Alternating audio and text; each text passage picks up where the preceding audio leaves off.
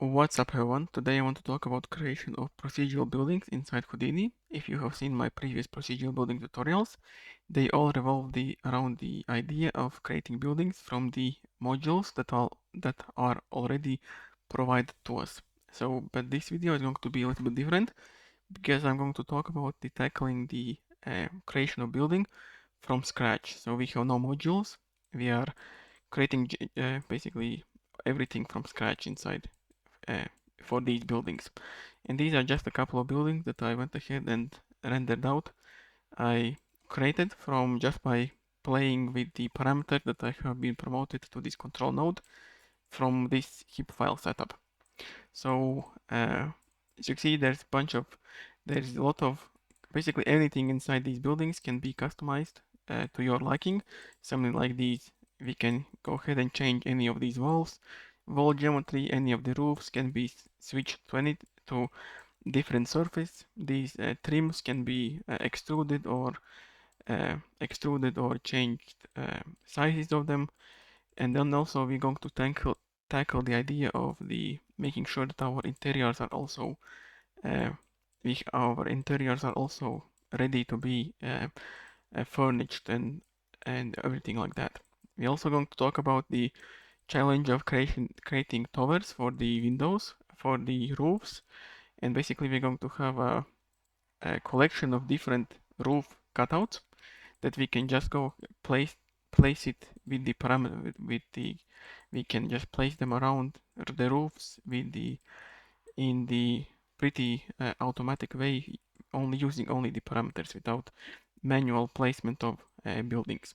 So idea is that we can go ahead and let's say this is my building and I have these parameters. I'm going to enter the build mode, and let's say I want to move this tower to the other side.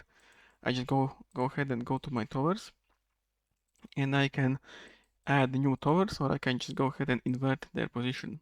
I can move them around along the ridge of the roof. You see, I have now inverted these inverted placement of them. I'm going to exit the build mode. It's going to apply the Boolean operation. As you can see, our procedure building. Now our towers are on the other side. So this is how quickly we can iterate over our building. And also for all of these cutouts, it's going to be very simple. Again, I'm going to enter the build mode. So the build mode is going to disable any Boolean operation on the roofs and in the roofs and all and for the walls.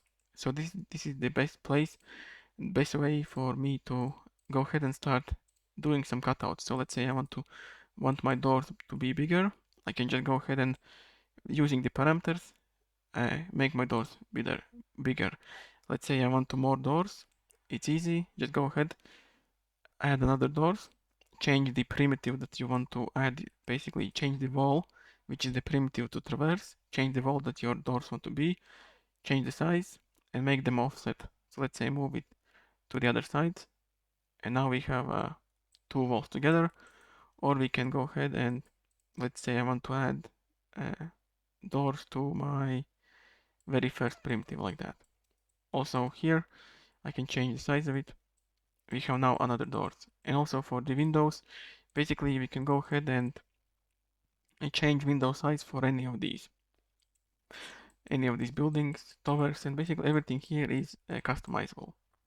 So this is kind of like my initial release for this heap file that I'm going to keep updating with the new features, and I'm really excited about it because I am planning to use it for my own project. And then I want to also showcase the roofs, how we can change the roofs.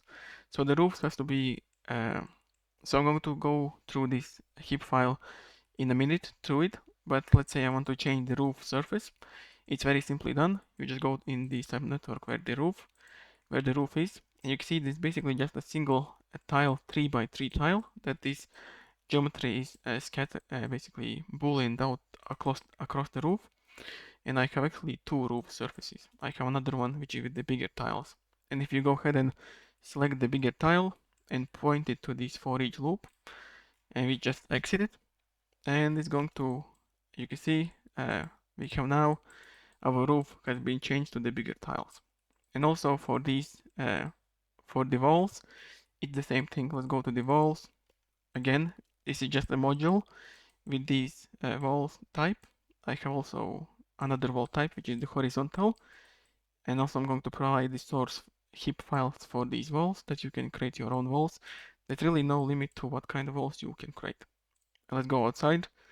Now it's going to, you can see, I went ahead and booleaned out all of these walls, and now we have horizontal walls. So this is how easily it is, for us to swap out any of these geometry. In the exterior, if you take a look at this clip node, so the idea is that we are thinking about how exterior and some of these cutouts are going to work together. And you can see at the end of it, we're going to kind of like this. We're going to have this kind of a building sandwich between the exterior and interior walls for this building. And the interior of the walls has been completely textured, and we are ready to populate the building inside. We're also going to talk about the trims of the windows, how we can tackle those. So there's a lot of things that are being covered inside this tutorial. And yeah, so again, if you want to get this zip file, you can go ahead and support my work and start playing around with it and give me suggestions for future updates. But if you want to see, and maybe if you think about how some of these things are done, you can just watch this video. I'm going to talk about every aspect of this creation of this network. So let's get to it. And now let's go through this zip file. I want to explain how this network is laid out and how every aspect of the building is implemented. This will also help anyone who gets this zip file to hit the ground running on making their own buildings. So let's go ahead and go through this zip file. So I'm going to start at the very top. So first of all, we need our input shape. This should be basically a surface with the right angle corners. So there's basically 90-degree corners. So something like something from the curve is good if it's snapped to the grid intersections. Or what I also like to do is taking two square grids and boolean them out, something like this, and then dissolving the flat edges. So this is what I'm using for the demonstration, getting something like shape like this, and then just you can input it something like a switch to switch between different shapes. In this case, I have this building. You can see a building looks like this. So right, and also you have to make sure that the normals are pointing upwards to the positive y direction. So one annoying thing about this curve if you put in the curve node, you see that when you close the curve, this primitive is actually pointing for some reason to the negative y direction, which I'm not really sure why it is that. So basically, after this switch node, we are doing a couple of cleanup operations to make sure that to basically catch some early errors that can be involved when creating building. We are making sure that we also again dissolving flat edges, and we are also putting down the switch if node. So what we are doing is we are creating our primitive normal, and then in this switch if node, we are actually checking the primitive since the input should be always basically only one primitive. We are checking the normal on that primitive, and if the normal y component points downwards, basically it's smaller than 0, that means that the normal for the primitive is actually pointing downwards. You want to reverse this normal. In this case, we're basically checking if it is smaller than 0. That means you want to reverse our normal. So in this case, our geometry is correct, but let's go ahead and go to this curve node, a curve which we know that is actually pointing downwards. You can see in this case, we're actually using our reverse node. We are now reversing our primitive. So this should be sufficient enough to catch early errors. So let's go back to this building. Then we're also matching the size to the center of the wall space. And that's it for the building initial building shape for the catching early errors. Now I want to go ahead and start. I want to start creating the roof. Start creating roof geometry. So first of all, I'm using the poly expand node.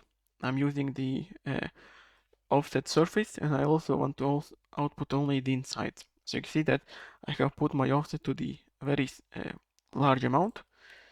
And if you go ahead and to put them smaller, you can see that basically the polygons are going to meet each other at the center of it. And this is going to be our ridge of the roof. So let me put it on back to the 100.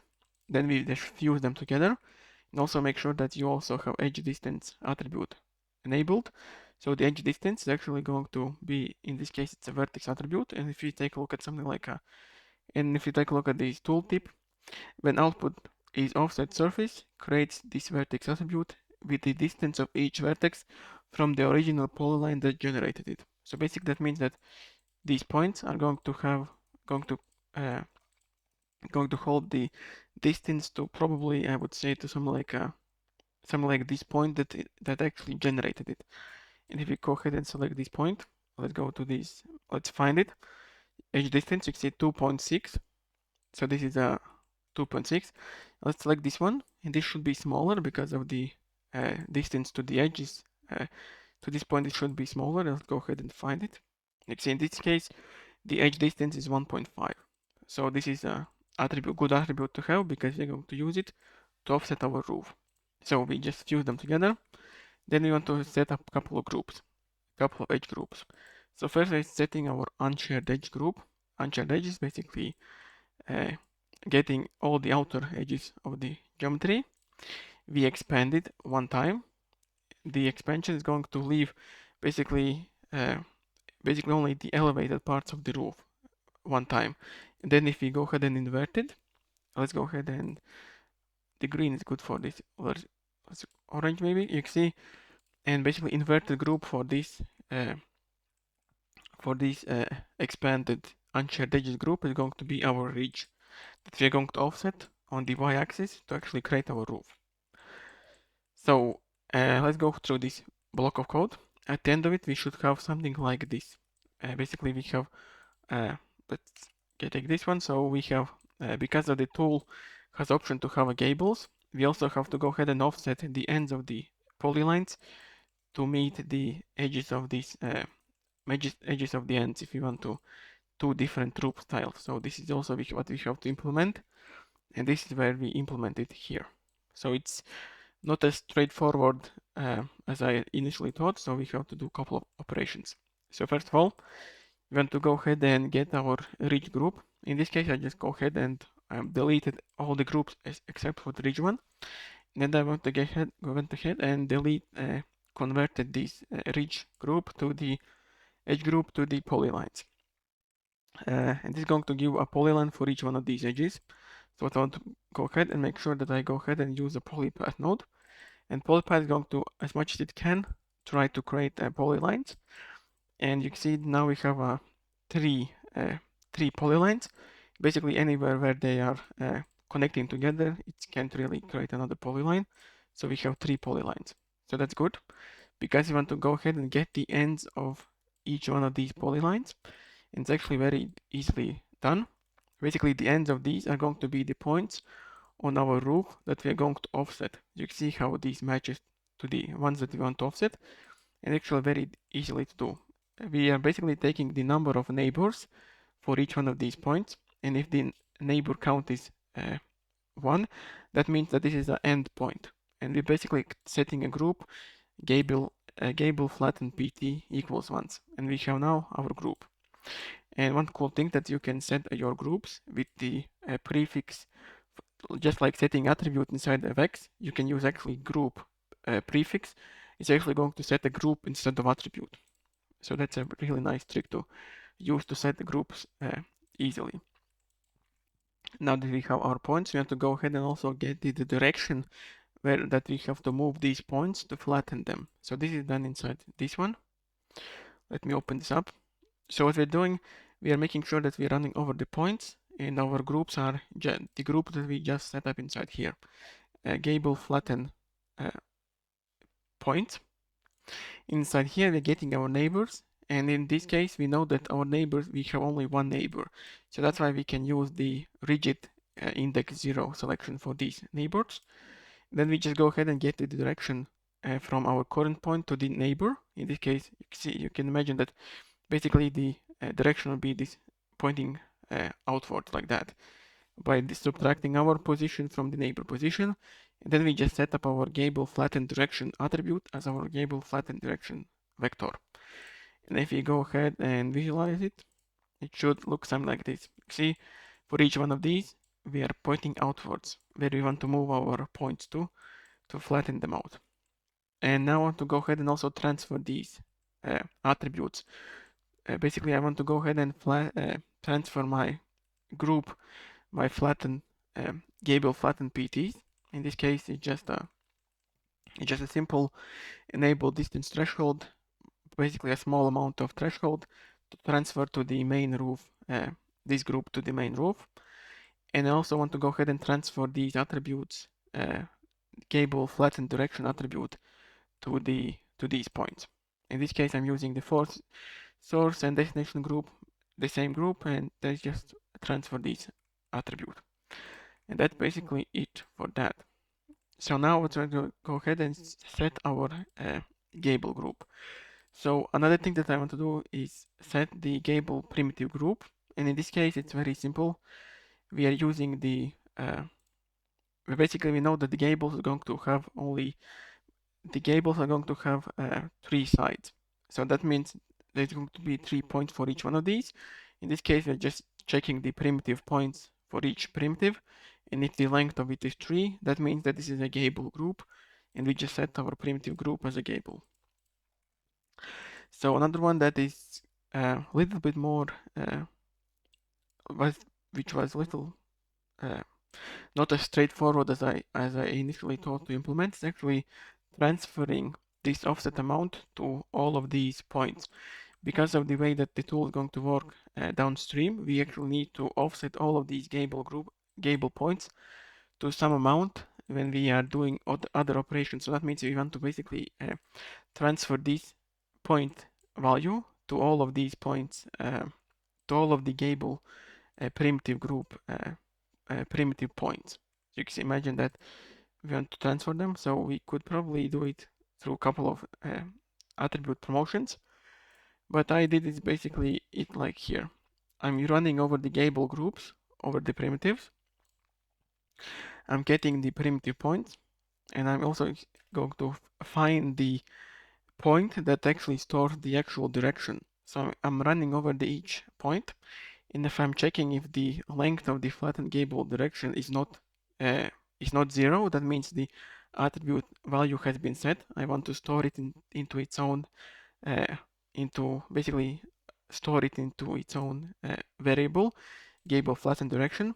And after that, I want to just go ahead and loop through every point of the primitives again, and then set this value that has been set. And that's basically going to set the offset amount for each one of these primitives. That's a little, it's a little weird, but it works fine. And then we do some group cleanup. And then I want to go ahead and promote my attribute edge distance attribute that I got from polyexpand node from vertices to the points.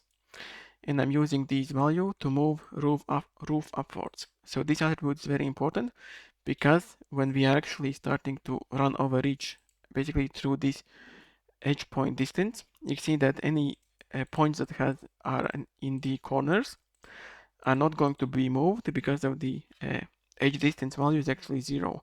But any points that actually were created by the polyexpand node had to move at some distance, and this value is going to be used to basically this value has been promoted to how far we want to move our roof.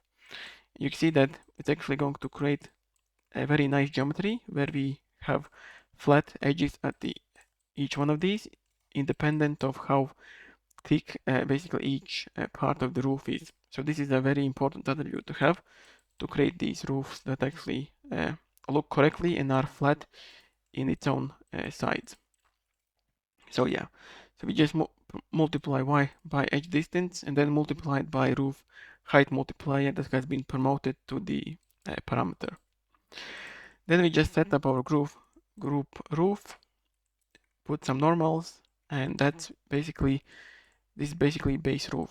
So that's going to be the initial roof shape. So now let's go ahead and start implementing a couple of options that we have for the roof, which is mainly the ability to offset the roof. So let's take a look at this one.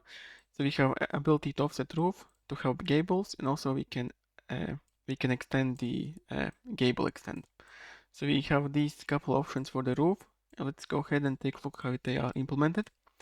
So first of all, let's go ahead and go through this extending of the sides. So the extending of the sides happens before the option to flatten the gables, because of the way this geometry is created. Actually, it's not. It's a little bit of a process to actually create these. Basically make this roof longer to basically overhang the walls, which is usually how roofs work. There's a little bit of overhang over the walls. So let's go ahead and go through this implementation. So first of all, we have input roof, we have a grid, and what I have here is just a huge intersection. I have matched it, and then I have basically scaled it. I have scaled it like 10 times, which is probably too many times, too big of an intersection plane, because it's already matched to the size of the roof. So we could probably make it a little bit smaller. Maybe like a 3, maybe like a 2 would be also fine, because it's basically always going to intersect. So this is our intersection plane. Let's go ahead and actually move our points. So for the movement of the points is actually very simple. We get our unshared edges group and we promote it to the point group, and I renamed it to the roof extend PTs. And now I want to, in this triangle, I am setting new attribute, which I call it offset direction, which basically searches all of the neighbors of the bottom points. You can see that I'm running over the roof extend PTs. I'm searching all the neighbors, and I'm getting the highest neighbor that it has. So in this case, all of them should be all of the bottom points for the roofs should be at the same point, and this logic should always select as the highest neighbor is inside is this one. There's also should be only one point that is connected to each one of these, that is on top. And we are taking this point position, and we are just again subtracting our current position with this one, and we are getting the vector that points downwards, and we are setting this vector attribute value on these points. So our attribute has been set up, and now we want to go ahead and intersect with our intersection grid, and this is where this triangle comes into play. So we are setting up intersect UV and intersect position, and we are using the intersect function. So we're taking our current point, and then we also need a direction that we want to intersect with. In this case, this is a hard value of multiplied by 10, which should basically cover all of the roof extension needs for basically 10 meter overhang over the walls should be more than enough. And then if we write this intersect UV and intersect position, and then if we have intersection, and we are setting our position to the intersection position, and that's basically it.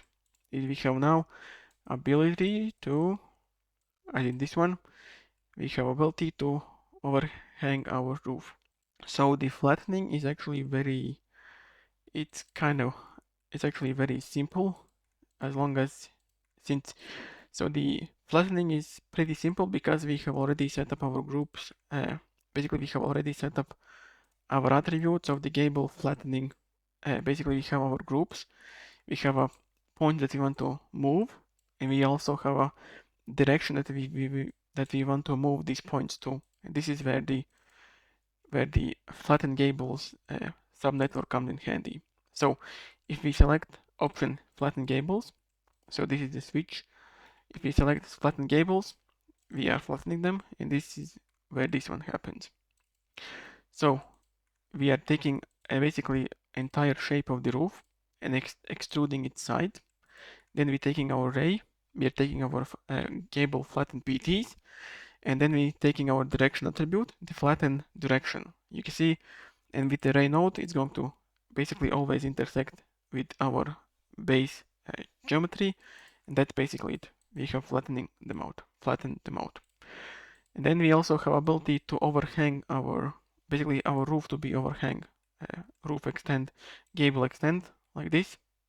And this is just a simple peak node. Inside peak, we have our group gables, and we have our ability to make our gable extend our gables.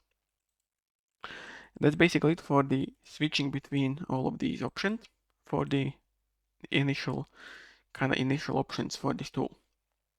Now that our roof blockout is basically done, I want to go ahead and go up the network and let's take a look at our walls. So the walls are pretty straightforward. So let's go inside here. Let's take a look how they are made. So first of all, we want to since we have ability to choose whether we have gables, and since the gables are also the primitives that can be cut out, we have to merge together gables if in our control node we have selected a gables option. So this is actually very simple. We take our roof from the normal 6 merge, so basically before any extension of the roof, because any extension for the roofs are actually going to be basically they're going to go over the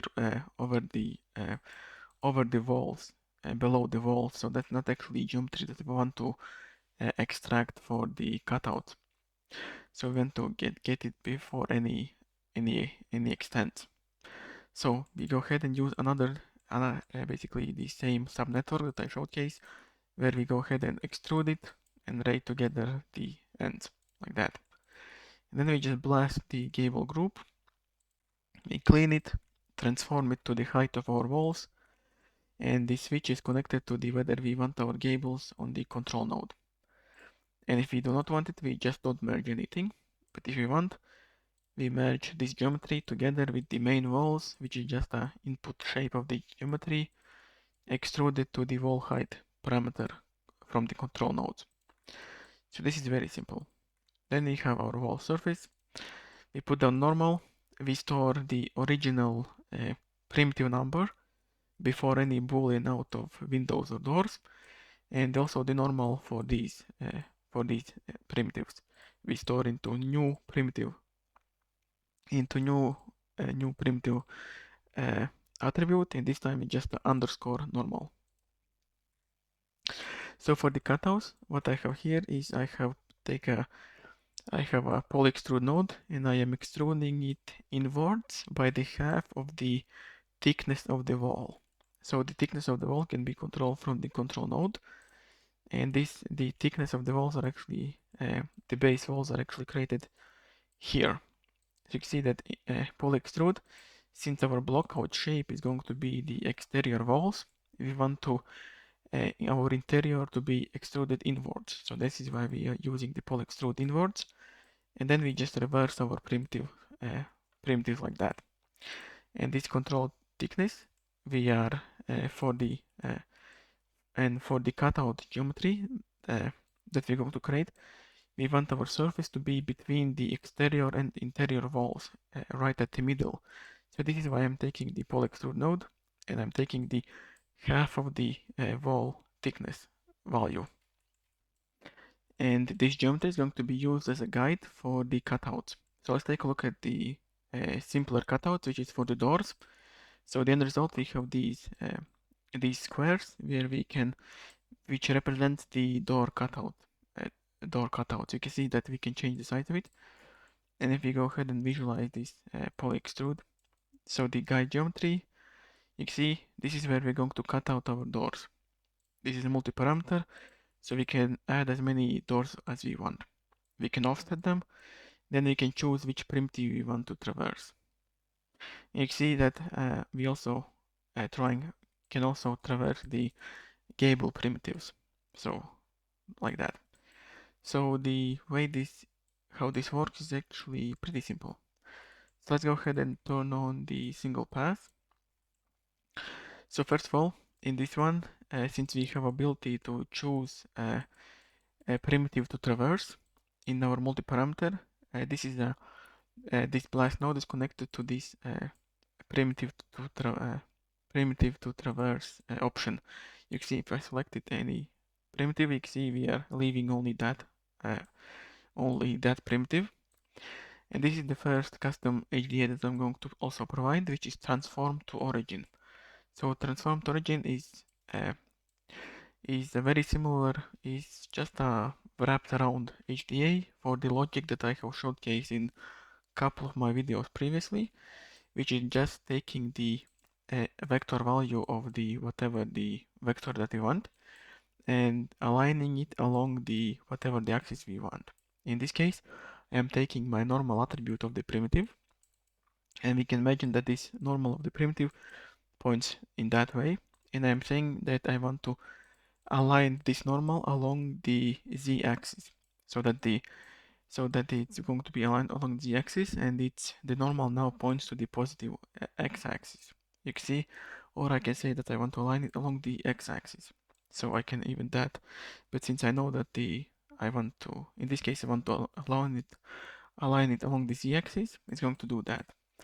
So what's great about this, that whatever the primitive we select, it's always going to be aligned along this axis. So this gives us a normalized space to work with, so to know that we can reliably predict the location of this primitive.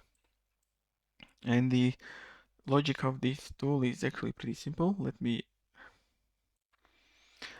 And if you want to know a little bit more about how this works, I think I have my procedural roof tutorial for this logic, and very quickly to showcase how it works, let me just visualize it. So you can imagine that if you want to align this single primitive along the, let's say, this axis, what we want to do first, since this normal of the primitive right now points in this direction, what I want to do is perform two rotations. First of all, I want to rotate it so that it doesn't have any pitch up or down. So this would mean that I want to make sure that it has no pitch, which basically means I want to move it in this direction. Oh, there's even an arrow like that. So I am the easiest way for us to do it is basically just taking its normal and putting the y value on this vector to 0, and then normalizing this vector. This is going to give us a vector with no pitch at all. And after that, we can just rotate it as much as we want to align any of the axes, either z or x axis. And that's actually very simple to do. So this is how this tool works. And this is great because we want to make sure that it's always aligned along the specific axis, because we are going to use our match size node, because I want to take our box, which is connected to the size of the doors. We match it to here, and then we want to go ahead and apply this transform to the we want to apply the transform that we applied to our wall to this cutout piece, and this is where this node is going to actually create our x from to origin attribute matrix that we want to go ahead and attribute transfer from the original wall to our cutout box. We just transfer it and then use transform by attribute node and just move it here.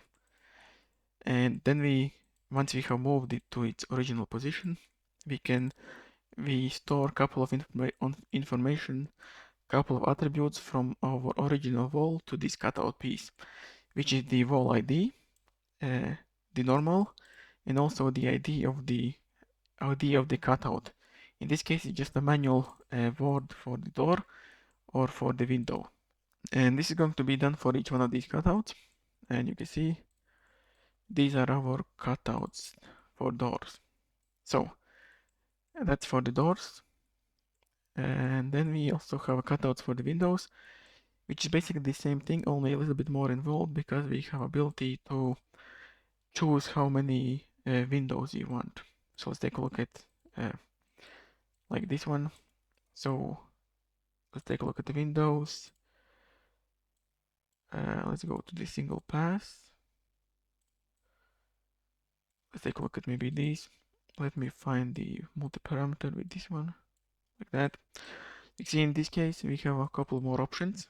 We can again choose the primitive we want to traverse. We can choose how many windows we want. We can scale them, and we can also randomly delete them like that.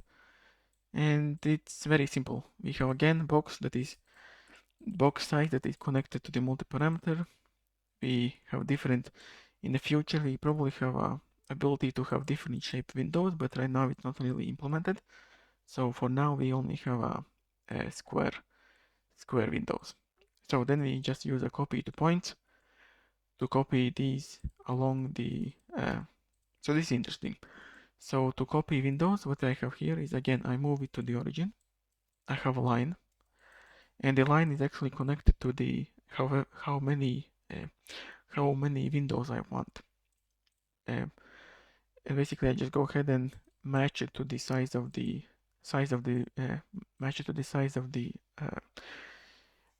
wall. Delete the first and last point. Ability to scale it, copy windows, and connectivity, random deletion, ability to offset windows, because I probably want to can change the position of the windows. And then again, I transform the X form to origin attribute and move it back. And again, store information about these walls. And just do it for all of these. And these are all cutouts. And then we can just go ahead and put down a merge node and put down another connectivity node. In this case, I'm going to call this a cutout ID, and we're going to loop for each one of these boxes that we have created.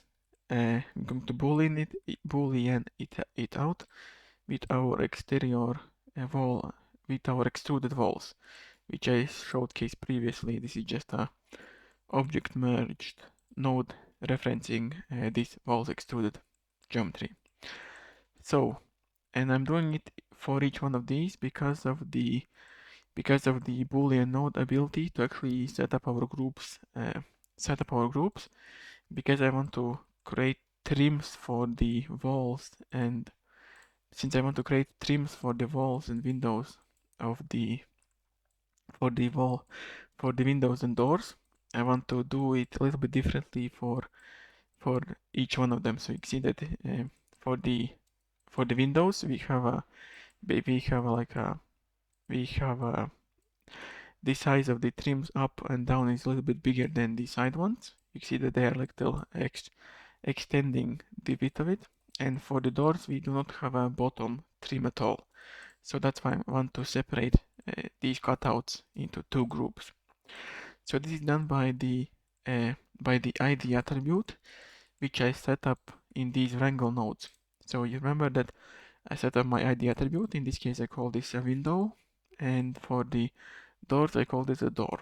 And what's cool about this, when we are looping over each one of these cutouts, we can use this primitive value from this cutout to name our BA groups. You can see that in this case, since we are cutting out the window, you can see that it has created our group called window. And it's going to be done for each one of these cutouts. And now we have group window and we have group door. That's really nice. So we have created our cutouts. Now we want to get our exterior and interior walls, and it's very simple. We just get our wall interior and wall exterior groups and delete everything else. Then we can just UV texture it and then delete any other groups. And that's basically it. We could probably even use if we don't even need this group delete, we can just use this one like that. So these two groups are going to come from the extrude node. When we extrude walls, we want to set up all of these groups that we can use to determine which wall are exterior or interior walls. So for the trims, let's go ahead and take a look at them. Again, we are using a for each loop, and in this case, we are using the piece attribute, a cutout ID. And the cutout ID was the attribute set before the boolean. Here, let's go ahead and let's take a look at the single pass. So So the trims are actually created from another digital asset called wall trim. So it's very straightforward node which basically expects for the geometry to be aligned along the z-axis, and it just works on the for something like at least for now only for the square input geometry, for something like this, for the geometry that points inwards to each other. It's going to create this kind of a trim effect with a couple of options to extrude it like that and come up a couple of options for the trims. And we also a little bit more of for the window sill options. So it's very simple HDA, but since our sizes for the windows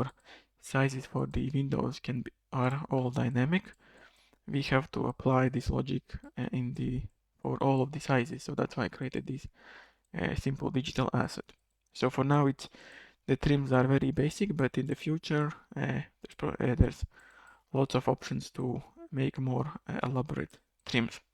So, but again, we're using a transform to origin to align it along the z-axis because this HDA expects for geometry to be aligned along the z-axis. And again, we're using our transform to origin, but this time we are actually getting our stored normal attribute that actually came from the Boolean node.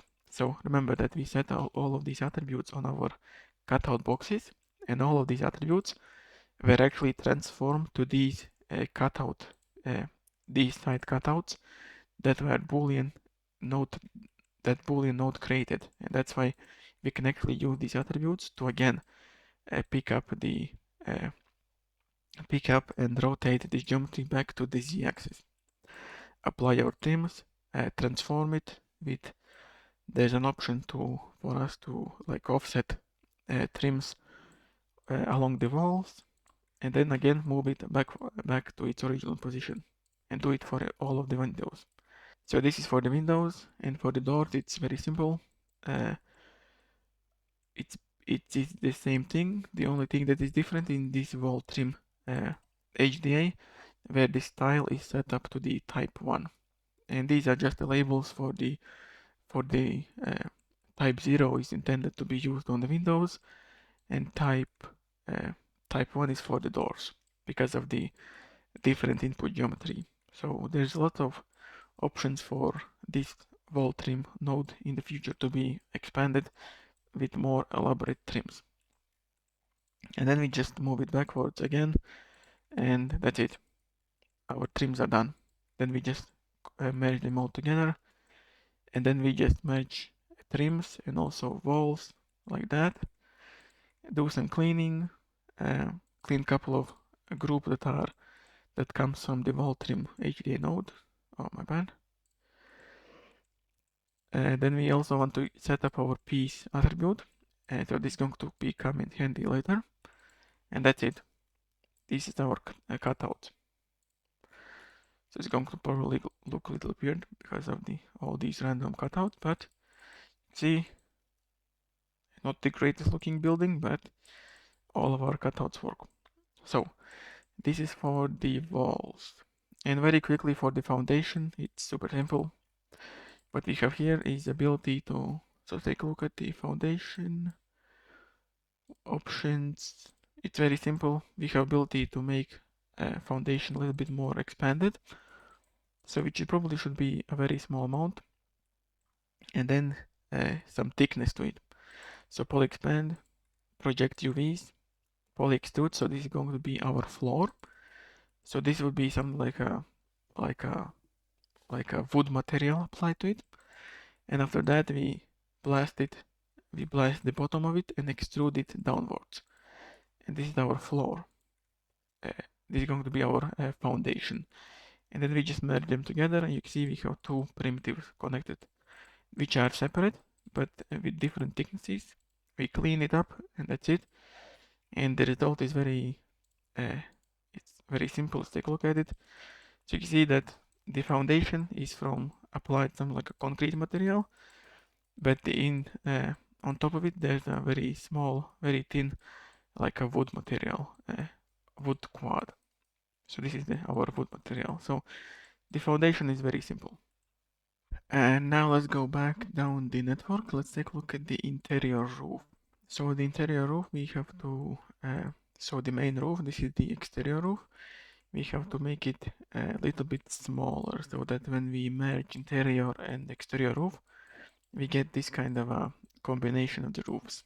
So you can see this would be the visible from the inside, and the exterior we would have to populate with some roof tiles. So the interior roof is created inside here.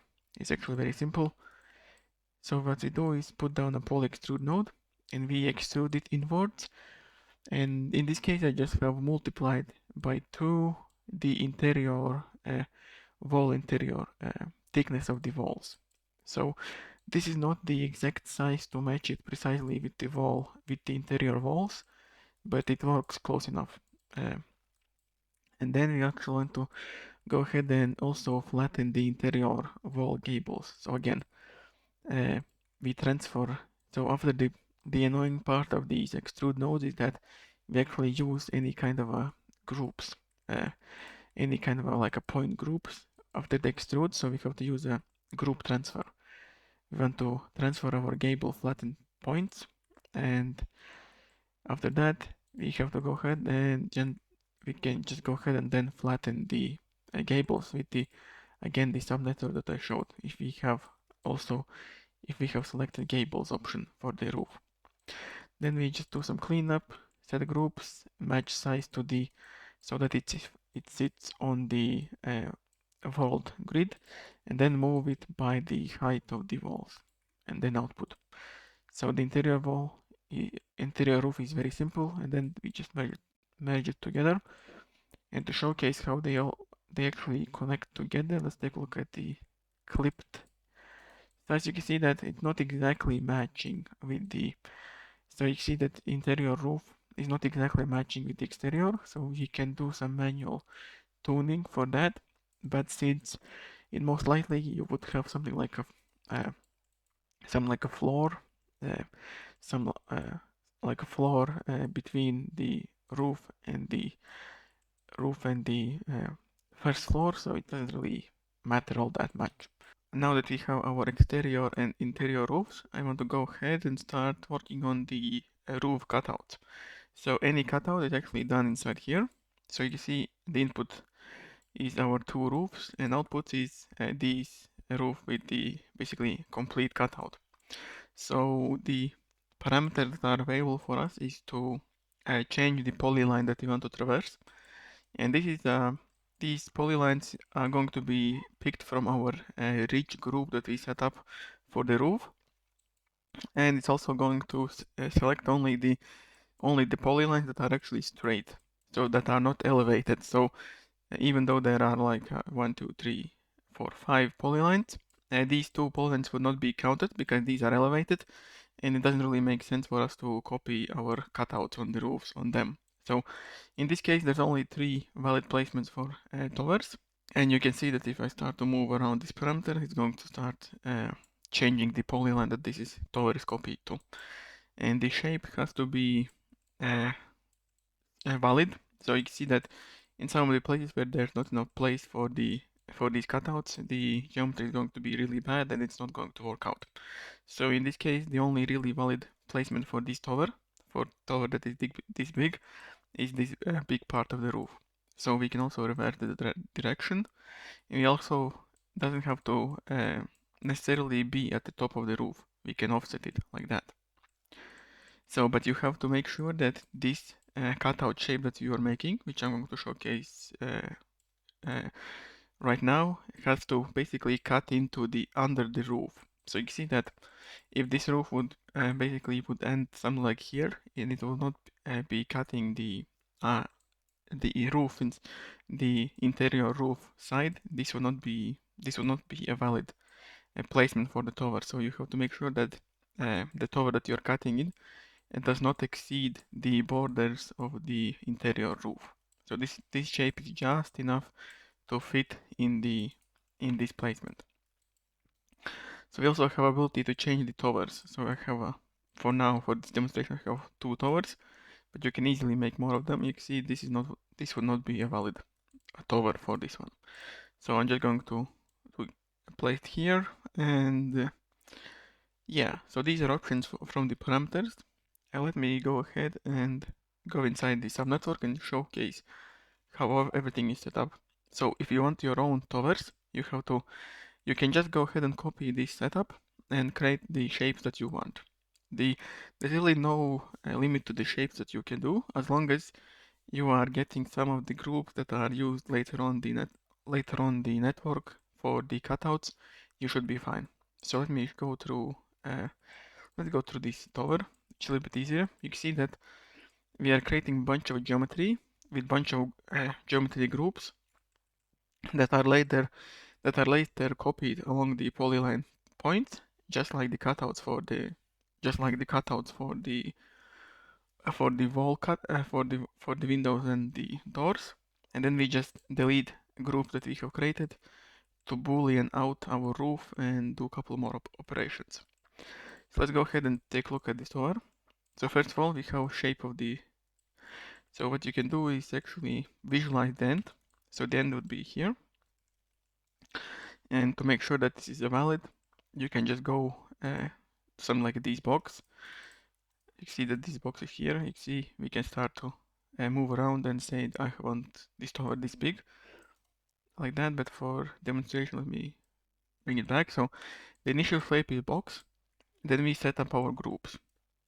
And I have promoted a couple of parameters from this subnetwork to have ability to change the height of the roof, the bevel amount, and the elevation of the roof. And let's quickly go inside this subnetwork to see the logic behind these, how we set up these groups and these parameters. So it's really simple. We match size, we put our normals, so we extrude. So this is connected to the height of the root parameter for the subnetwork. Then we dissolve the flat edges, and then we can also make our roof a little bit of a offset from the roof ridge. So this is where the if node is used. So basically, if we have our elevation parameter is set more than 0, that means you want to go ahead and extrude it. You see, we have extrude, and then we have a bevel of a very large amount that's going to bevel it to the end. And then we can just dissolve the flat edges and then bevel it like that. So this is going to give us elevation for the roof. Then we just fuse them, dissolve, and then we want to set up our groups. So what I'm using is a custom HDA, another custom HDA, which is called split prim by normal. So this is just an expanded version of the labs node split prim by normal. So the main node is called multi-split primitives by normal, and the default labs is labs split primitives by normal. And if you take a look at the labs node, we can select we can basically delete primitives that are not anything but this that is in this normal direction, like that. So, but I wanted actually have ability to not to delete, but actually group them or delete if I want. And then also I wanted the ability to help select multiple directions for the primitives. So this is where the multi-split primitives by normal come handy. You can see I can either do deletion or grouping of these primitives. In this case, I have selected the grouping. So I do not want to delete, I just want to create a group. And I am just creating these two groups, all of the groups. So first one is a wall front, wall sides, and then the roof. And these should, as long as the input geometry is somewhat predictable, these groups should always work. And then we want to go ahead and set up our edge groups. So now this split by primitive has set up the primitive groups, but we want also our edge groups. So after these group transfers, our edge groups should look something like this, which is called the ridge group. So the ridge is going to be where we are going to bevel our trims from, the roof front extrude, and the roof side extrude. And the way that we are creating these groups, because of the input roof can be beveled right at the end, that there is only one ridge. So you can imagine that we could start to our input bevel amount to bevel it at this point, so that we only have a single ridge point. So we have to create our groups procedurally. With procedural logic, we cannot manually select these edge groups. So we could select it manually if we would have maybe only this shape for the roof. But since I wanted to also include this one, we have to select our groups a little more procedurally. And how it is done is pretty straightforward. So first of all, let's go some easier ones. So I'm getting my ridge. So I'm blasting the my roof group. I am getting my I'm connecting the roof group to the edges. It's basically going to select only the unshared edges, and I am inverting this group. And I know that anything that is inside here, this is going to be my ridges. And then I just go ahead and transfer this group to the geometry that's going to come out of this network. So the roof extend front, I am getting the front roof. I am promoting it to the edges, and I'm taking the group transfer, and I'm transferring these two edges from my, basically I want to get these, basically the shared edges between the front and the, before I want to get the shared edges between the roof and the front wall. And this is where the group transfer comes in handy. I just go ahead, transfer the roof group, and then I'm using the group rename group. I just rename this group to the roof extend front. And for the roof extend sides, it's basically the same thing. We blast our wall side, we promote it to the edge group, and then we transfer our roof edge group from the ridge group, and then we just get our group. And it's going to be edges that we're going to extend our roof extend sides. Then we just rename it to the roof extend sides, and then just again transfer this group to the original geometry. Put down normal. That's basically it for the shape setup. Now we have our primitive groups and edge groups. And now here we have set up our groups for our edge and primitive groups. What I want to do now is assemble geometry that we're going to use across this network for different cutouts. So this is where this subnetwork comes in handy. So also we have ability to overhang our roof at the front end and also on the sides. So let's go inside it and let's go through this. So first of all, we have our input shape. And now, so the default shape that we create is actually going to be the interior size of the roof. So what we do is actually go ahead and extrude it by the thickness of our walls, and then we transfer the edge groups back to this geometry. So the edge group has to be transferred, but the primitive groups are actually going to, after the poly extrude node, going to be kept. Then what I have here, since our extrude is going to work on all the sides, I actually want to make sure that I do not create any more extrusion on the negative x-axis and negative y-axis. So what I have here is just a cutout geometry. I have boolean node and I'm using the shatter option on it. That's going to cut it right at the grid point, at 0 grid points positions, and I just use the labs node to delete small parts, and I'm using the extract largest piece, and that's it. And then I just dissolve the flat edges and transfer back our edge groups back to the cut geometry. So now I want to do some geometry manipulation. So first of all, I want to create my roof overhangs. So inside here, I just delete the group, basically only the roof. Go inside here and let's take a look at how the overhang is controlled. So first of all, from the input roof, we are storing the original original point numbers on this geometry.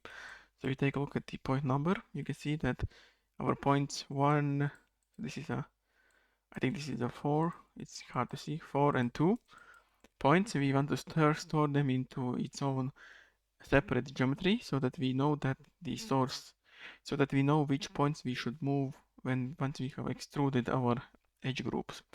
So if you take a look at the poly extrude node, and if we extrude our, let's say, our roof front, you will see that this this attribute that we have set up for the source point is actually going to be copied to the new points. If you take a look at the points, you see the source points are basically the same source points as we had set up on the original geometry. Then again, we can just dissolve the flat edges then we can fuse them and delete group. So basically we clean up the geometry and we can use the fuse node to snap two specified points, and we can specify by the attribute and using this source pt attribute so that these points is going to be so we are fusing our new points to the position of these new extruded points on our original geometry. So this is beneficial for us because our groups has been set up here already. So we do not want to try to again transfer our groups to this extruded geometry because it's actually not that straightforward. So we just want to move our original geometry points to these new points. And then we just doing the same thing again for the poly extrusion of this side roof. Then we just clear some attributes and that's it. We have our roof overhangs. Then we just go ahead and set up our group as roof. So the walls are also very simple. We just delete everything wall front except for wall side and front. We actually can go ahead, delete all the groups and just set it as a wall exterior group. So basically we just combine these two groups together and that's it. So our exterior cutouts are pretty straightforward. We clean our geometry and we use a peak node that are going to make the geometry a little bit smaller than the initial shape. So this is going to, since this geometry is going to be used to boolean out the roof, just to make sure that geometry basically connects to each other. I just want to make this boolean cutout a little bit smaller so that the roof is actually going to roof is going to be a little bit inside our walls. So this is going to be our wall exteriors, and our cutout is a little bit smaller. So just to make sure that geometry connects well together. So that's probably not even needed, this peak node, but I left it just to, it won't really hurt, this peak node. And then we also have our wall frame. Let's take a look at it. Right, so this is a, let's call this a window frame. Window maybe trim. So what we have here, since we want our windows to be in front of it, we just delete our wall front geometry. We extrude it by the thickness of the walls. Then we use the boolean for the input of the window. So since there can be multiple windows, we use a merge node that's going to connect here, and we just boolean out our geometry. And again, we're using a blast node and using the wall trim HDA to create our wall trim. And then we can go ahead and have ability to offset it, set up our group, clean any group that come from the wall trim, and we just merge this geometry together, clean couple of groups, and that's it. And this is our assembled cutout geometry. And one thing that I also want to carry over is my Windows cutouts, because we're going to cut it out once we have actually copied this geometry. So just take the cutout geometry, set the window cutout group, and merge it together. Then we have to set up our unique ID for this cutout. In this case, I'm using the name of this node, tower type 0, and I'm also using so this height attribute is set somewhere in this network, which basically going to make sure that whatever the tower we copy is going to, basically the end of this tower is going to be at the, it's going to offset the tower to be right at the ridge of the roof. So that's just a convenience attribute. So, and we just want to go ahead and merge all of these together, and this parameter inside the control node is basically picks up all of the cutout ID attribute unique values that you can select which cutout you want to use for geometry. So, and then since we are using the copy node, we have to go ahead and transform these towers by 90 degrees. So yeah, so I should have probably created my towers in this direction in the first place, but since my setup is now a creation of along the positive z-axis, you can just go ahead and transform it by 90 degrees. So then again, we are using operations just like with the copying of the cutouts for the windows and the doors. We are using this only in this case. We are using the polylines to traverse them. So I'm not going to go through this again, but it's basically just creation of the copy points, a bunch of offsets that we are now having like this. And if you take a look at it, if you add another one, tower like that, and then you see we can get 2 copies of the towers. So, and then we just go ahead and one weird thing that we have to do, we have to go ahead and use a pack and instance option for these. So the idea is that if we do not use a pack and instance geometry on these copy points, some of the groups are actually not going to be carried over to the copying geometry for some reason.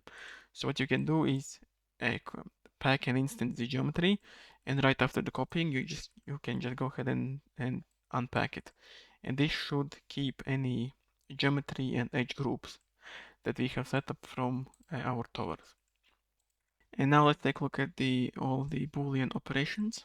So first of all, we want to cut our tower to be flush across the roof.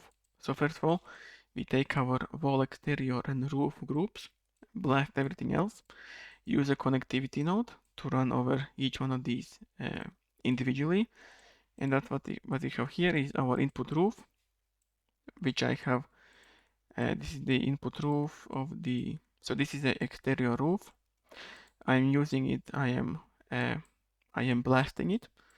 I'm basically polyfilling it, and I'm also extruding it downwards, just to make sure that I'm catch any geometry that is maybe overhangs, that is from the tower is beyond the uh, beyond the beyond the cap.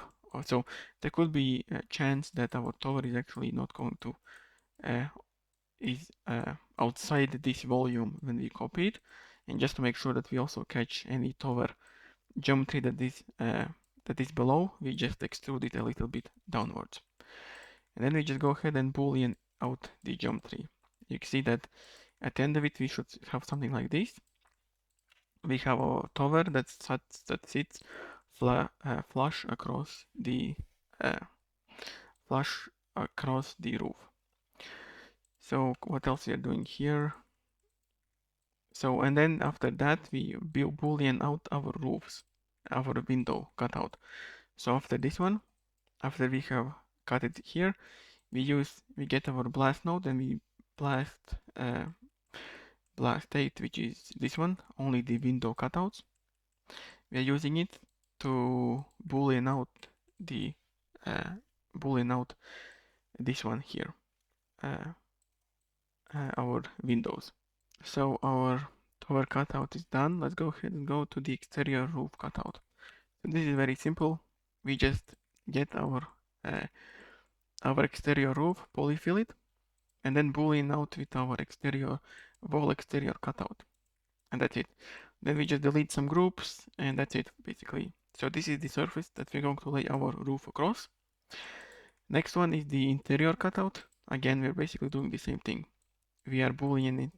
In this case, since we want to basically union this geometry, we are using the union option for this, and then also want to go ahead and cut out space for the window. And then you can just go ahead and delete everything, and this is going to be our interior. Then we just do some cleanup of the geometry, and that's basically it. And then for the trim, we just get the trim, delete group deletion, everything except for the trim window, and just merge it together. And this should make our geometry like that. So our cutouts are done. Let's tackle something a little bit more straightforward, something like a corner trims. So these are pretty simple. So we get our exterior walls, we blast them, and we are inputting into this subnetwork, and we're also inputting our roof as a second input for the subnetwork. So let's go inside it. It's pretty straightforward. We used some cleanup, which probably not even needed here. And what we're doing, we just go ahead and bevel this geometry. We bevel it on the sides. Actually, we don't even. So this is the nudge amount. How. So we want to offset our trim. We can nudge it by extruding geometry. And then we just use a bevel geometry, and we are using this ignore flat edges. So this is going to make sure that we only bevel the sides of the wall. Then we just blast them. You see these are black because of the normals, but we're going to fix that. And then we just go ahead and extrude this geometry on however big we want our trims to be. And so this is going to create this kind of weird geometry because of the bevel node, because these corners are not all that straight. It's going to create the weird geometry when we extrude it. So what you can do is again use split prim by normal node, and you can select only the top of these trims by using basically positive Y action. Snap prims, we can just use a plus Y at the 550 degrees, select only tops of it, and we can use a ray node from the second input of the roof, and we can use a ray node with the direction of the -1. So this is going to make sure that we snap this weird geometry to the roof surface. So you can see that input like this becomes like this with the snapping to the roof. So now these trims are going to be flush with the roof. So that's actually really nice to have. So we do some cleanup, we set our group, trim, and that's it. So this covers the corner trims. Let's go to something like maybe ridge trims. Let's go inside here. So we have two inputs for this subnetwork. So let's take a look at these inputs. So first of all, we have input of the uncut, copied tower geometry and our exterior roof before any cutout. So let's go inside this ridge trim and take a look at it, how it's set up. So we get our roof, we clean it up, we get it, so our ridge group has stayed from the previously when it was set up. We use a poly expand group, and what we do is go ahead and create our ridge elevated group. So what we are doing is basically after we have expanded our group, we want to intersect with original ridge group. We're going to basically leave only these edges. These kind of basically leave only these edges, which are going to be called the elevated ridge edges. So this is because we want to have ability to offset them a bit when we are creating our roof. So if we take a look at the output of this geometry, and we have ability from the parameters. If you go to the trims on the ridge, there's option to elevated trim extend. You see that this parameter is going to control the extent. If we have no this option, you can see that it doesn't really cover the entire roof. So this option is very useful for these elevated trims. So this is definitely what I want to use, and this is going to cover all of these.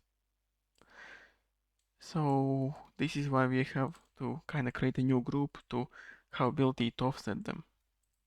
And there's also a switch node to basically, if we have gables, to deselect these groups because we don't want to create trims for these, because we have trims for the gables separately. And once we have merged them, we can go ahead and create our two trims. The elevated trims are pretty straightforward.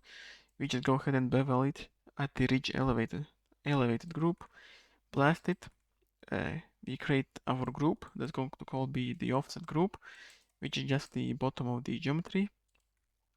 And what we can do is go ahead and again use a vex code to get for each one of these points, get the highest neighbor that is not also into the offset group, is also not in the offset group, to offset these gables, to these trims.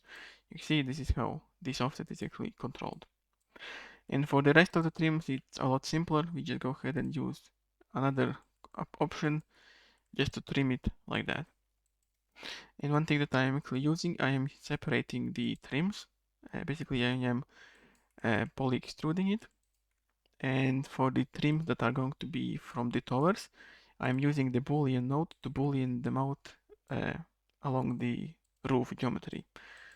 You see that our regular trims would be like this. I just want to make sure that I cut inside so that if my tower is, let's say, a little bit lower, so it doesn't cut into the interior.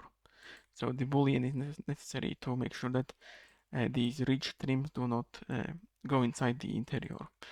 Then we just merge them together, clean it up, and this is our trims for the roof.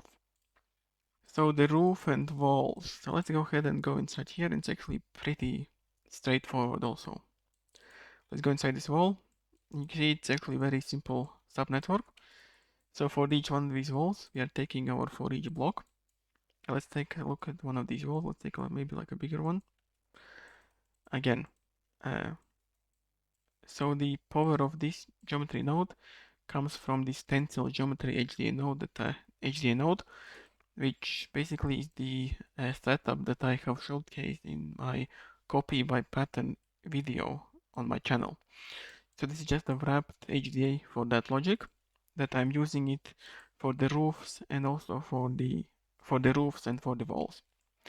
So I am again using the transform to origin to align my geometry along the z-axis. And then I'm using the stencil geometry HDA. And the stencil geometry requires kind of like a module to geometry to copy across the walls. So what I have here, I have saved this geometry. So this is my basic module that can be cut into, and this is why the geometry node is called the stencil geometry. You can basically stencil out this incoming geometry with the module that we are inputting in the second input. So the node is going to lay out geometry and going to boolean out any pieces, any cutouts. So the wall module is very simple. I have said I have a separate heap file where I create these wall modules that I'm going to showcase a little bit later. Basically, it's very simple geometry with the two groups here. So in this time, I have basically my wall exterior and in exterior wall in and out, and in is the is kind of like these tiles that overlaps each other, and the back is the wall, so that it doesn't like so there's something behind these wall trims that are out on the outside. And in this case, I'm actually deleting the group. So since this is just a geometry that I created initially, I still want to keep my back wall for the geometry, because since this geometry is grouped together, I can easily just delete the back of this geometry. So I just want to point this geometry to my stencil geometry node. And then we can just go ahead and stencil this geometry. And by default options, and the way that this geometry HDA is set up, we should automatically cut this geometry like this. So couple of options to know about this HDA. We have to, since we are doing a Boolean operation, we have to select what kind of geometry that we want to Boolean. And since, just like with the Boolean node, we have to select the treat as solid or surface. Since incoming geometry is actually airtight, we want to make sure that we select it as a solid geometry. So this is going to make sure that the Boolean works correctly. And then we just go ahead and transform it back to its original position, and that's it. We have copied geometry, we have cut it up like that. And in this case, we do not use the interior wall because we have our own interior wall. So we do not need this one since we already have interior wall. So I just deleted it. And that's basically it for the walls. It's very simple. And then let's go to the roof. So the roof is a little bit more involved. That is because of the way that we're creating this roof. Again, I have my roof module, but in this case, in this time, I again have my back wall, and I am deleting the back wall. But in this case, I do not have airtight geometry. I have a surface geometry. I have not extruded it yet. So this is done because of the it's going to be a lot easier for us to boolean the geometry because it is a little more complex, but also because it's going to be a lot easier for me to create the thickness to these tiles because of the when we let's you can imagine that if we are boolean out the already airtight geometry, we would have a lot of ugly polygons that would be opened at the cutting place pieces, at the cutting pieces. So what we do is just go ahead and extrude it afterwards. And this is exactly what I'm doing inside this roof. So let's go ahead and do it on the single pass. So something like this. Again, transform to origin. Again, use the roof generator. But at this time, I have selected the surface, 3D geometry as surface. And after the surface, I can go ahead and extrude it. I can then also bevel it. And then I also want to create the roof that these tiles are sitting on. And in this case, I'm just getting my original geometry that I have transformed, extruding it, reversing, grouping it, matching size, and I'm getting this kind of like a roof sandwich. And then I just want to go ahead and move it back to its origin. Setting some attributes, cleaning up, normal, and that's basically it. Roof is pretty straightforward for this kind of a roof. Let's turn off the single pass. And you can see that this boolean operation is also pretty fast because we are actually boolean out surfaces and not airtight geometry. So this covers walls and roof creation. Let's go ahead and talk about trims around the roof. So the trims are going to be different based on whether we want our gables. So if I turn on gables, you can see that in this trim we have this trim follows the gable. So it has its own controls on the control option parameters on the control node for the size of the gables. But if we do not have them, it's a little bit simpler. So let's go ahead and see how the trims are set up for the roof. So you can see there's a bunch of inputs for this subnetwork. Let's go inside. So no gables roof trim is actually very simple. If I go ahead and say no gables, you can see the trim is very simple. We just go ahead and get our input roof and we use a clip node and we're using from the promoted parameter basically how high we want our trim, how big our trim that we want our trim to be. And that's basically it. We do some extruding, polyfilling, and that's it. And we do not even, and the poly bevel, let's not bevel it here, just leave it here. So the trim for these is actually very simple.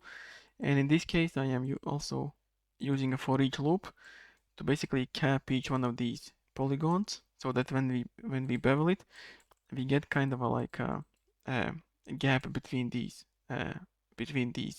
two polygons, which is probably won't even ever be noticed, so it's not really worth doing it, but it is kind of a leftover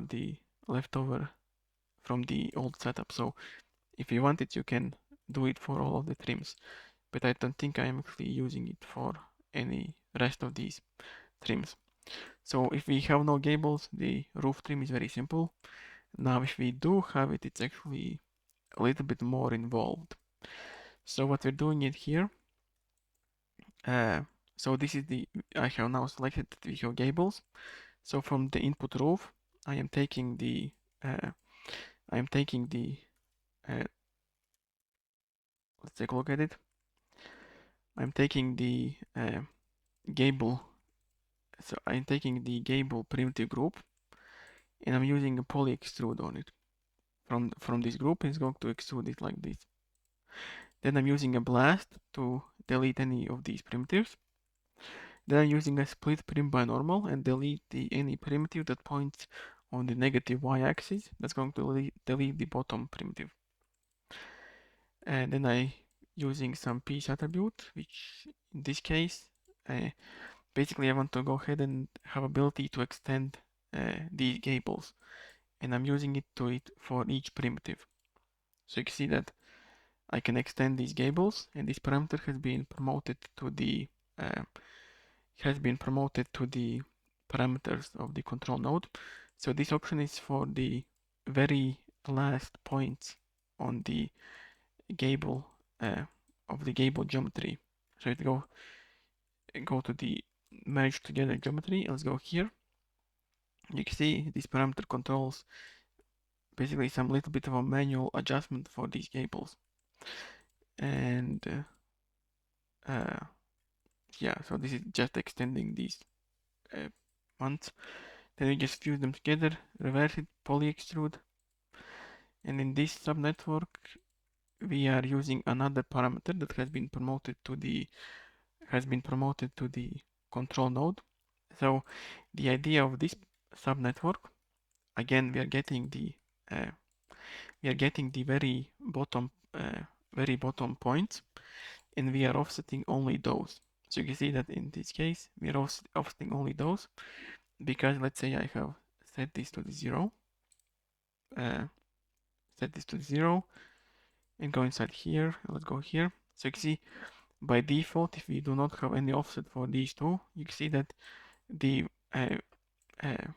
roof trim and the gable trim is not going to be aligned. So this is why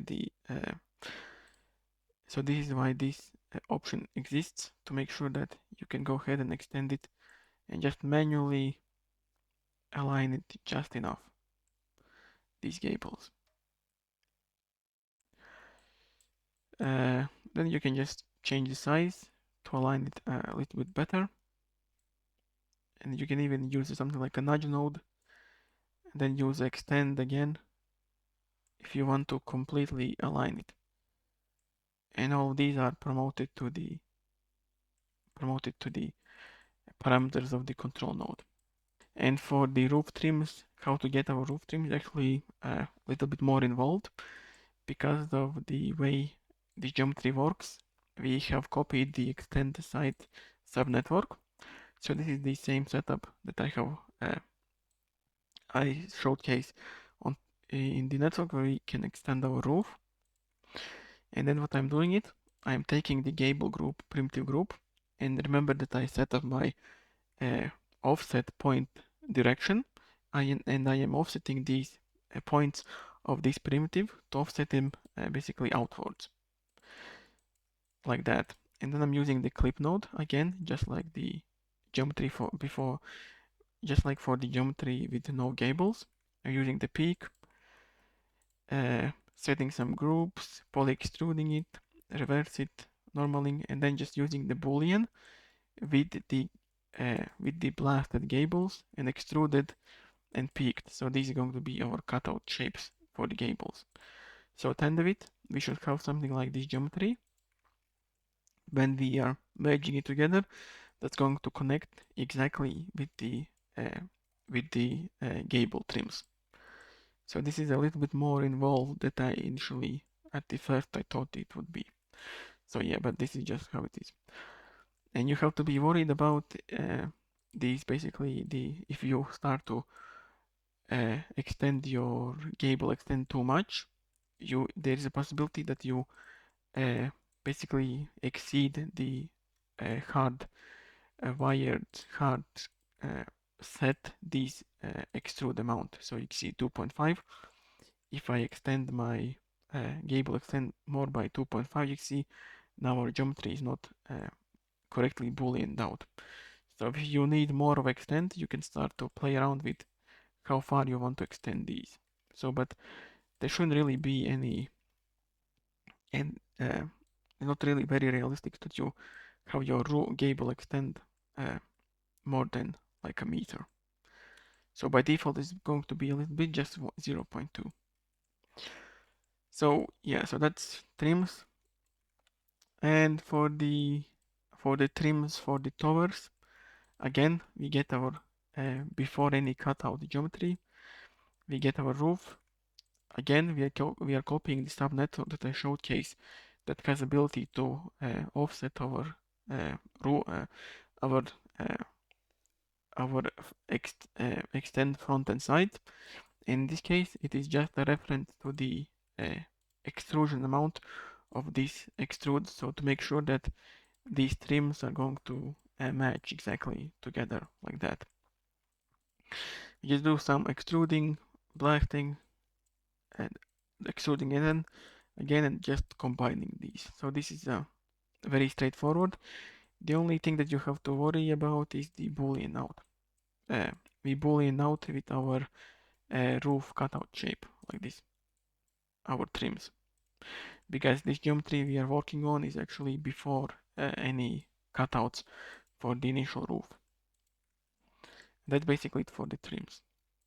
Walls, corners, and anything else, we just went ahead and deleted anything that we have not that we do not edit this blast node, and we just merge it together with the walls and the foundation. With the foundation, that's basically it for the building. And again, whenever you want to make your building, go to the build mode and start playing with these cutouts. So our initial building is complete. So now I want to showcase a couple of things that I'm doing it afterwards. So first of all, I want to apply some UVs and some materials. So the materials are pretty straightforward.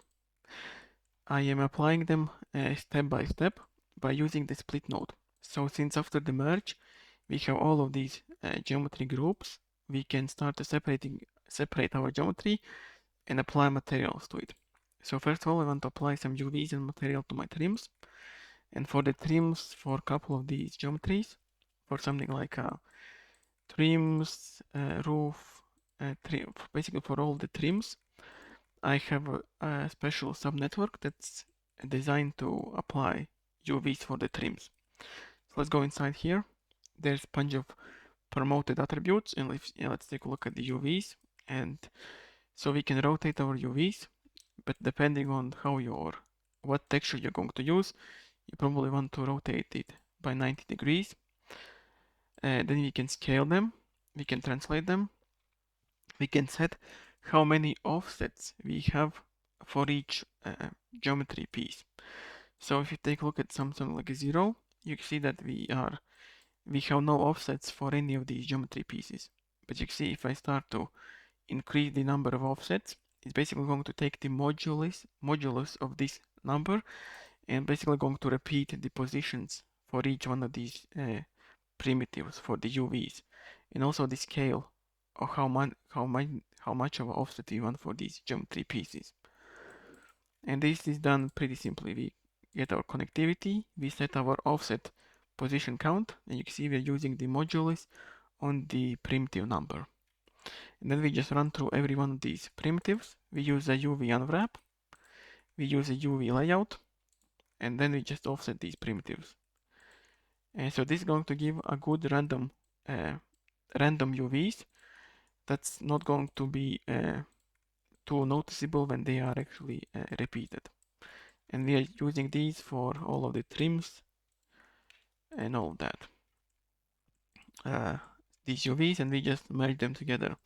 And since I have not beveled any of these trims beforehand, what you can do is actually take all of the bevels that you have, all the trims, merge them together and apply a uniform bevel to it. After you have UV'd them, and the UV is actually going to work pretty well also for these. Just to give it a little bit of a more of a high poly look, you can just bevel them, all of them uniformly. So the foundation, basically just the UV transform, though this is not very interesting. Again, for the UVs, for the rest of the interior, again, separating by the roof, interior and exterior, apply some UVs, bevel interior, we can also go ahead and do maybe a little bit of a bevel for these interiors. Just make sure that it doesn't create any bad geometry. Just to manually check if you get some artifacting, check these bevel nodes for the interior. And for the roof, it's very simple. We separate our roof from the roof out and in.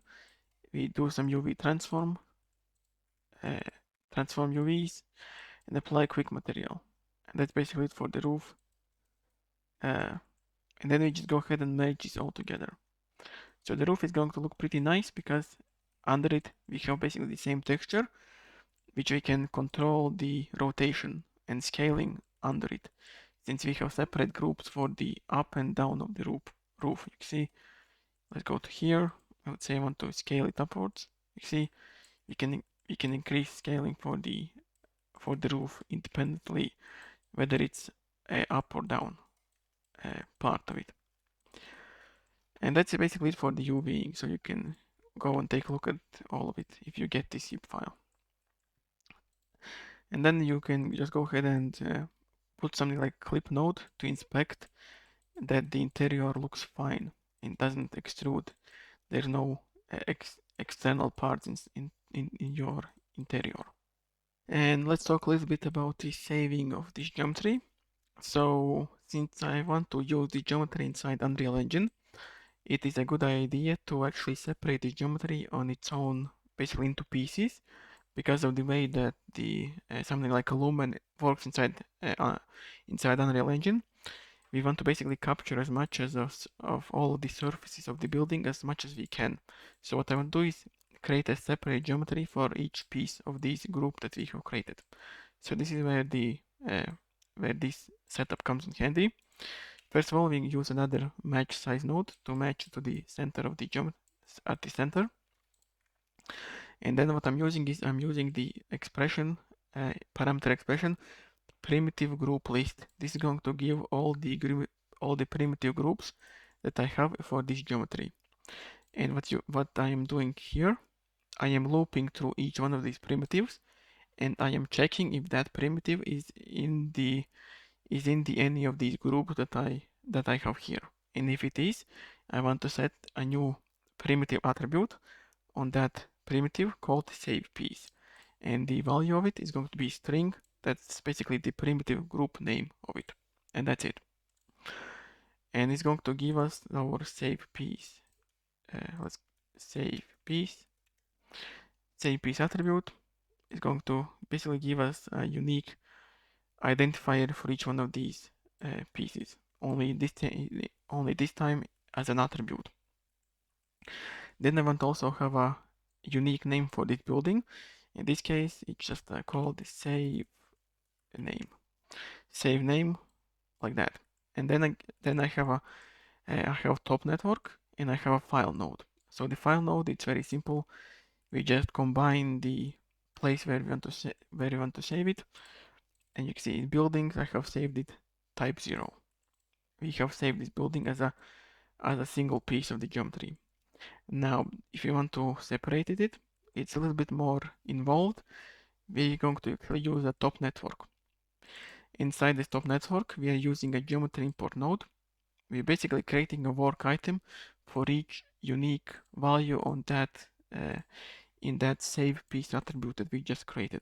So in this geometry import, we use each piece attribute value, how to separate geometry by that value, and we just use the ROP geometry to save it out. And all the important options are actually saved on actually promoted to the spare parameters. So basically where we want to save it and the common name of this geometry. And if you go ahead and say enable this top network, and it should be already cooked, how should cook it out. Like see, we have a new folder type 0 building, and we have separated all of these individually. And if you go ahead and use the file scrubber node, which is my custom way of flipping through all the geometry, that I'm also going to provide you this. Go to the So we saved it in the geo buildings. Actually, it's going to be type 0. We have all our buildings like that. We can just go ahead and scrub through all of the pieces inside here. You see we have saved it, each one of these individually, and this should be a much better way for importing this building inside something like a Unreal Engine. And you can see that in this case I am setting up my Unreal material attributes to automatically assign the materials. So you can also do it here, setting up a bunch of Unreal attributes if you want to send it to the Unreal or Unity or whatever. So that's basically going to cover the saving and creation of the buildings. So yeah, so this is basically how the building is created. I think I have covered everything that I wanted. It's a little involved, but if we start to break it out into its own individual pieces, it's not that complicated. So I hope you found this video helpful, and if you want to get the zip file, you can go ahead and download it and leave some feedback and some suggestions for future improvement. And yeah, so see you next time.